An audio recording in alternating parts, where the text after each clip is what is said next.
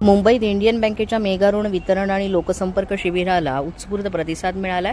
देशातील आघाडीची सार्वजनिक क्षेत्रातील बँक असलेल्या इंडियन बँकेनं महाराष्ट्र, गुजरात आणि गोवा या कार्यक्षेत्रातील ग्राहकांसाठी विशेष शिबिराचं आयोजन केलं होतं.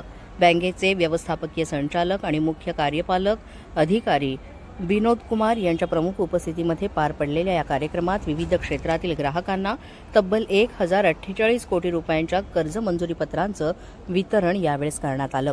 यामध्ये MSME क्षेत्राला सर्वाधिक प्राधान्य देण्यात आलं असून उद्योजकांसाठी 634 कोटी रुपयांचं कर्ज मंजूर करण्यात आलंय.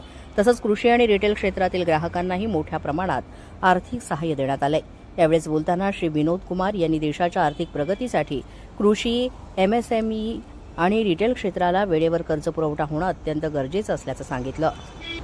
या शिबिरामुळे वित्तीय वर्ष 2026-27 ची सुरुवात उत्साहात झाली असून ग्राहकांना अधिक चांगली सेवा देण्याचा निर्धार इंडियन बँकेनं व्यक्त केलाय. आमचं बातमीपत्र कसं वाटतंय याबाबत अवश्य अभिप्राय कळवा.